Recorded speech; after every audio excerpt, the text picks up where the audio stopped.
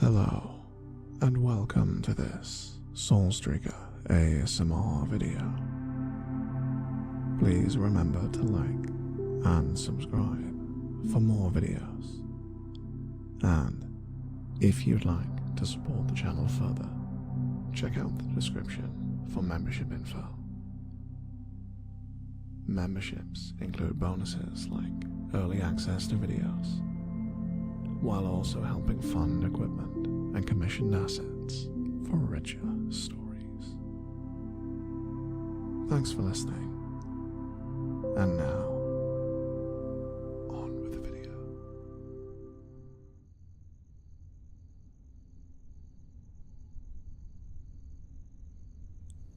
Hello, traveler. Welcome back. Saul has gone to town on an errand and told me that your work in the south field would be done by sunset. Did the harvest go well? Wonderful. Saul and yourself have been so helpful. Truly, I do not know how we would have been able to complete the harvest without your help. The goddess has granted us a fine crop this year, and we are thankful. But it would have been terrible to have let so much produce wither in the field. You must be thirsty. Come, I shall pour you some water.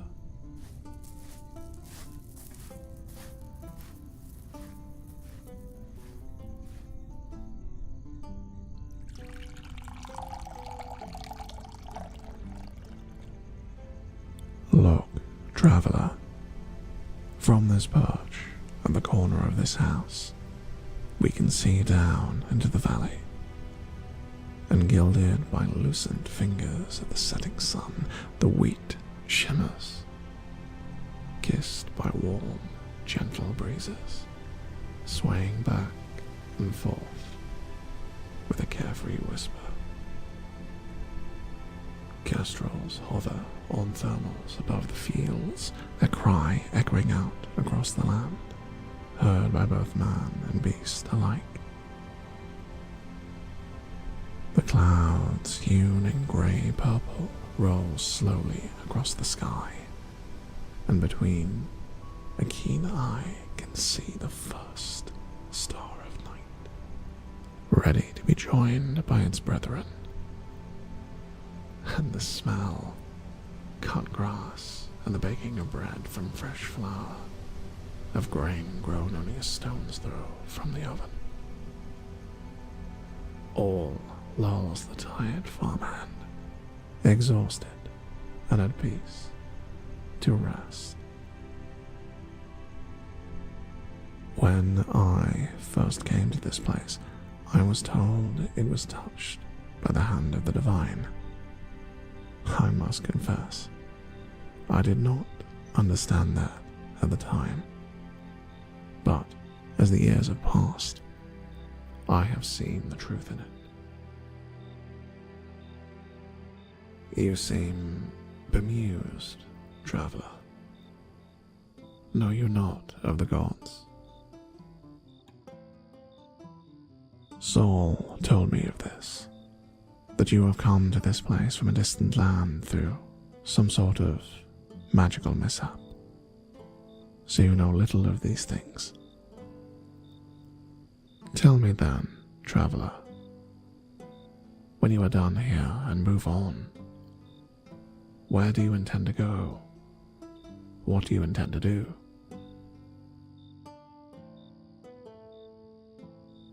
You seek to find someone who can explain what happened. You intend to return home.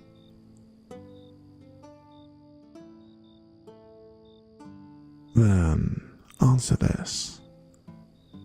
Were you a noble in your old life? A king? A hero, perhaps? A wealthy merchant? Or a person of great renown? Did the people of your country sing songs of your deeds, build statues of your visage, or praise your works? You were, This profession of your world is not known to me. But, traveler, have you at least considered simply remaining in this world?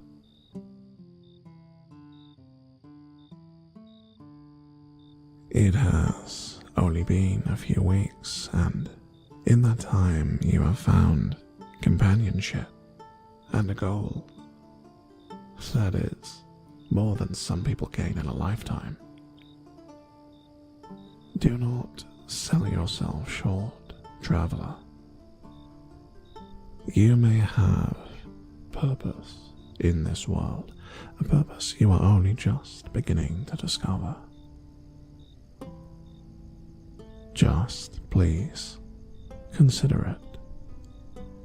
Your destiny, as always, is your own.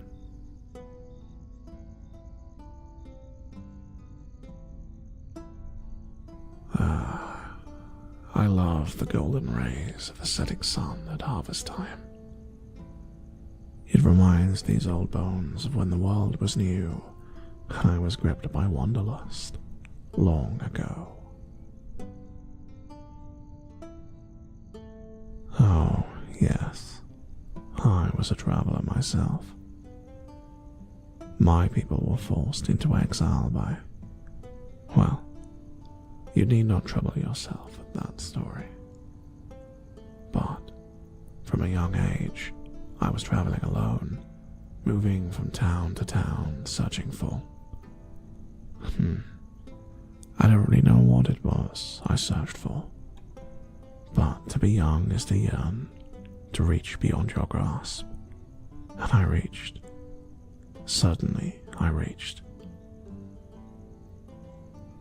In that time I fought for honor and for coin. I was both robbed and burglar, hero and rogue, rebel and retainer.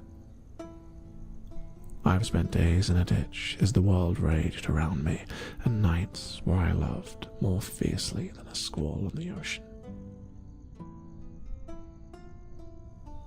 And do you know what I learned? That change is good. That the gods love variety most wondrous. Is that not why there are so many of them? But you are doubtless tired, and you need somewhere to rest. We promised all those who helped with our harvest a place to sleep, and I will honor that. Come, you can sleep in the barn. Follow me.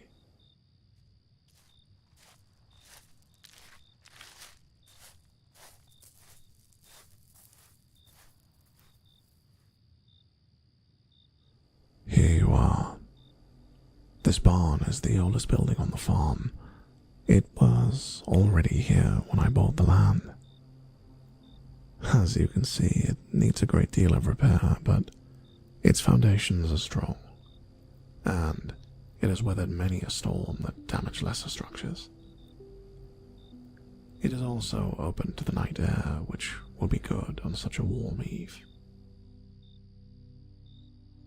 It is said, traveler, that homes have a magic all of their own. This place, for instance, is more than wood and stone. My animals live here, were born here. Many see their end here. It gives them warmth and refuge in winter. It shades them from the glare and the height of the summer. Life and magic walk hand in hand, and in that case, surely a place where so much life has begun and so much has ended must take on its own.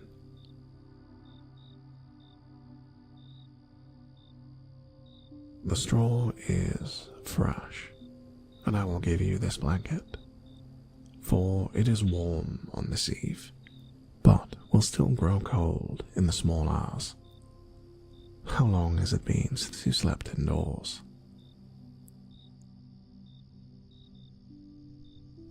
You do look somewhat unkempt. Yes, I know. You have been toiling in the fields. But may I ask, have you cut your hair since you arrived in this world? I thought not. Traveler, I am no barber, but I shear sheep when needed. If you wish, I could get my shears and give you a trim. There is more farm work to do over the next few days, and you would be far more comfortable in this heat without that mop on your head. Wonderful. I will return in a moment with my shears and a razor.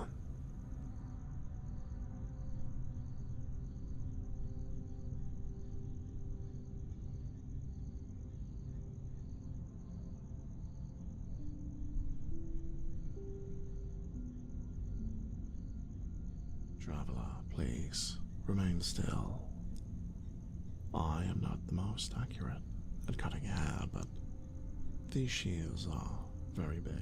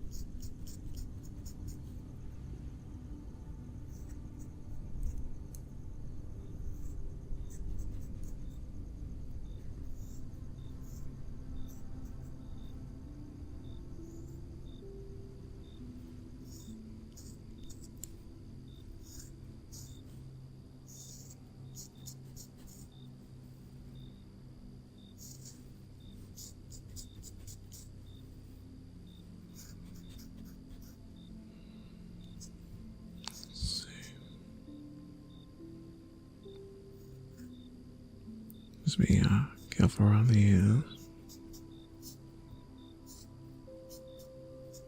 You still need those.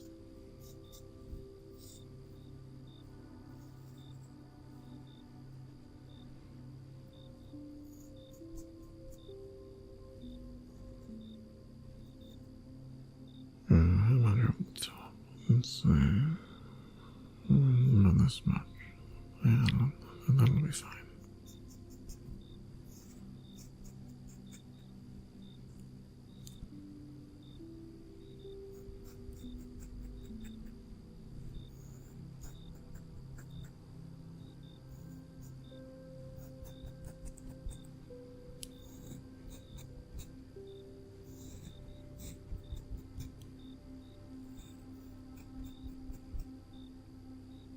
And down to the back.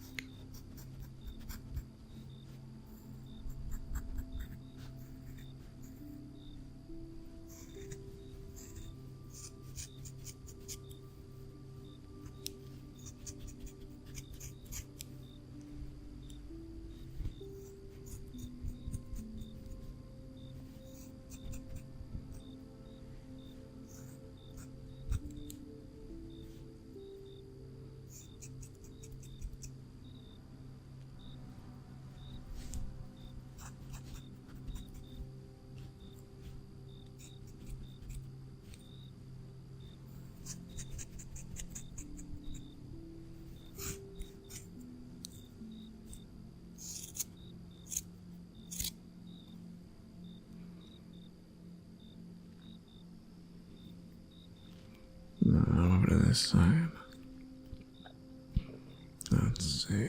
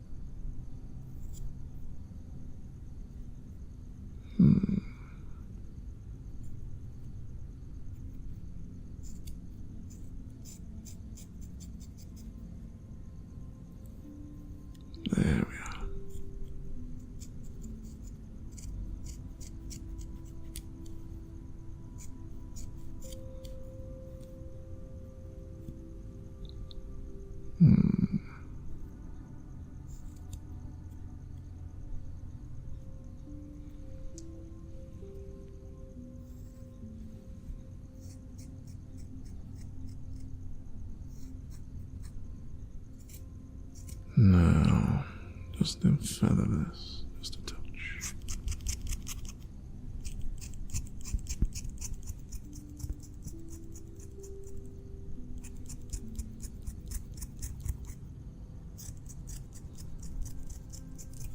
There we are.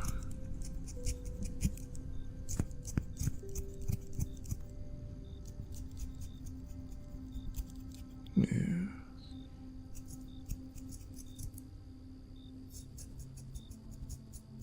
There we go.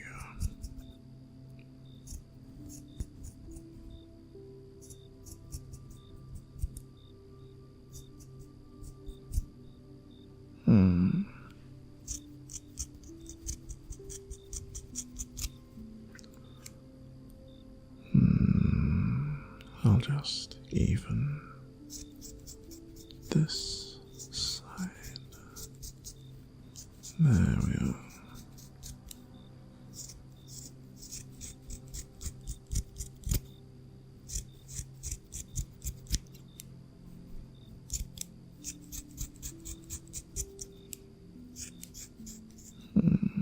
Almost done.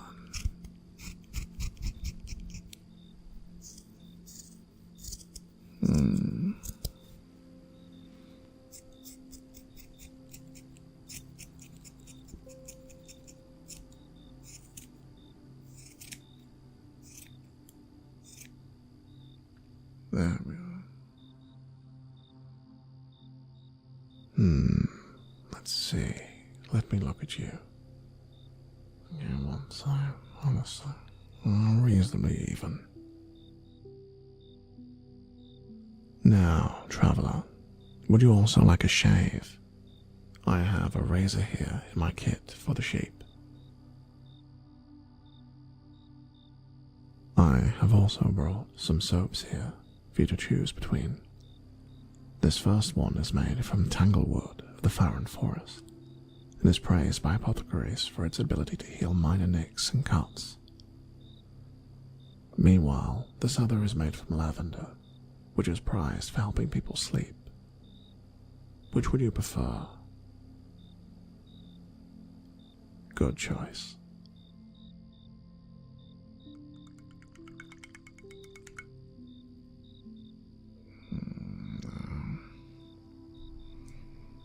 Let's see.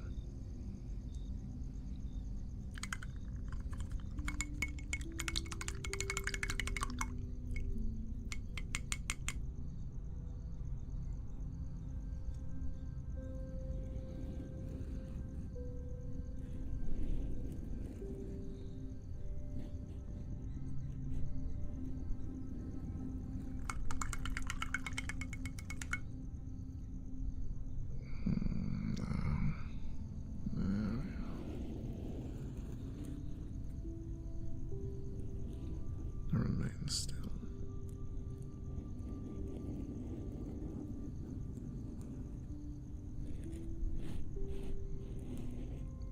I'm just neaten this edge here.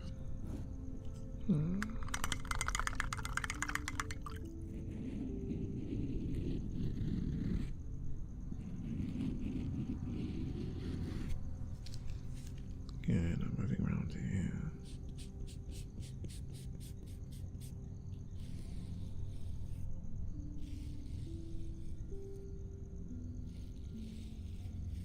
Now moving to this side.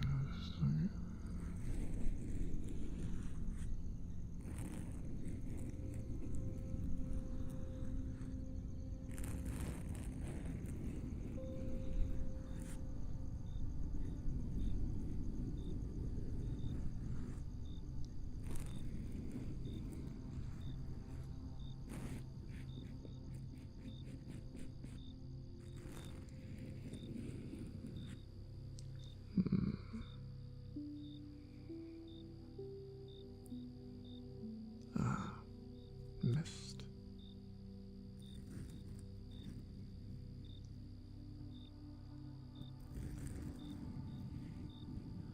These parts meet the jawline, always easiest to miss.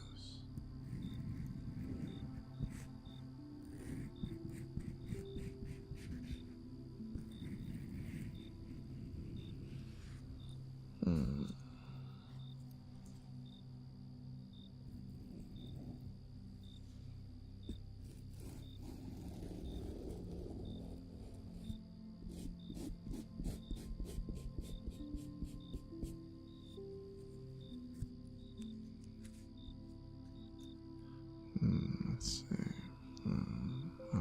This edge. Just neaten this.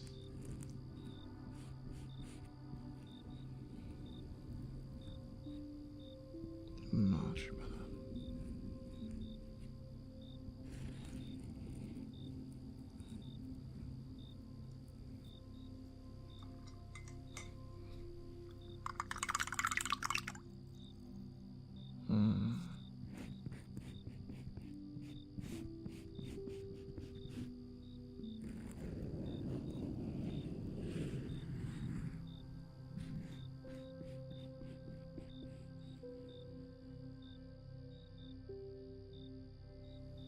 There we are.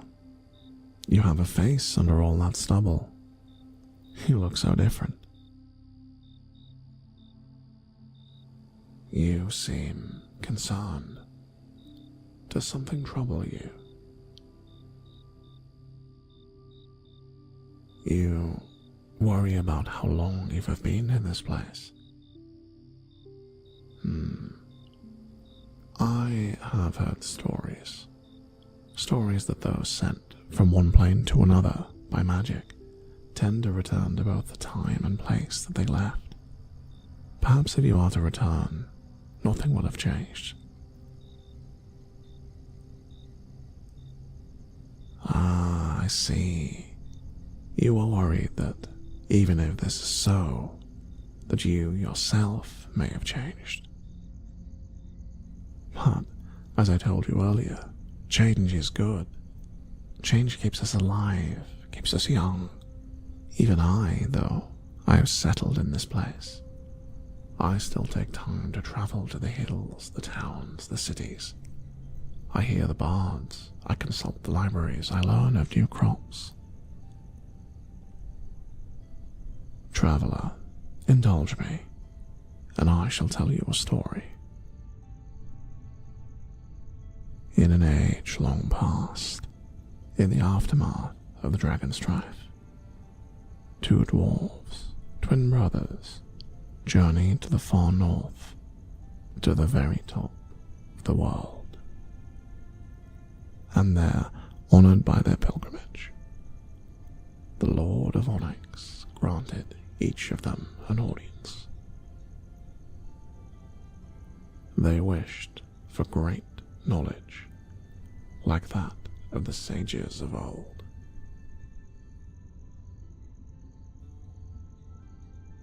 The Lord granted their wish, and together they returned home in the region of Altea, and there, in two adjacent valleys, the twin brothers each founded a city. But, knowing that even the long-lived dwarves are mortal, the twins knew that they would one day be gone, and the people of their cities would be bereft of the knowledge the Lord of Onyx had granted. The first twin quarried a gigantic stone, which was placed in the plaza of his city, and on it, over years, he chiseled his wisdom bit by bit, that it may stand for all time. Meanwhile, the second twin took his knowledge, and, watched each day by the children of his city, wrote his words in the sand. Sage-like knowledge, the answer to all the world's questions, written down with only a stick. Yet soon the winds and rains came and cruelly wiped away all that he had written. The first twin came to hear of this and laughed at his brother, jeering that the Lord of Onyx had given him knowledge, but he had lacked wisdom.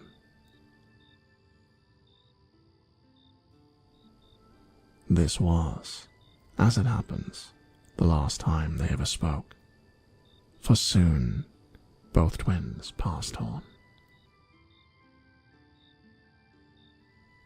In the city of the first twin, the people venerated his monument. They restored it and cared for it with great reverence. If even a small piece chipped away from the elements, they would fix it. And their children were raised to copy the monument onto smaller stones, so that each and every home would have a perfect copy of the twin's words and share in his divine wisdom. Those of the other city only had their memories of their twins' words written in the sand. Their children grew up recalling them, writing them themselves in sand or using chalk or ink.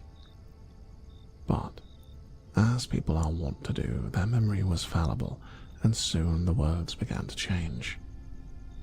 Time passed, and a traveler who came to the city centuries apart would hear the twins' words, different, but with a meaning and truth that remained steadfast. But in the other city of the first twin, the speech of men changed with the ages. The nuances of the words were lost on the people, who argued and bickered over the tiniest of details in the carving, a carving they couldn't even read. Soon, their city's children were carving meaningless symbols, until the day came that they were reduced to clutching their perfect copies of the forgotten words of a dead man. And as the spirit of the age meandered, rose and fell, the hearts of those in the other city did not waver, for their words changed to meet the needs of the listener, and this kept their knowledge alive. And that, traveler, is why, were you to travel to the region of Altair today, you would see 2 valleys, 1 city, and 1 ruin.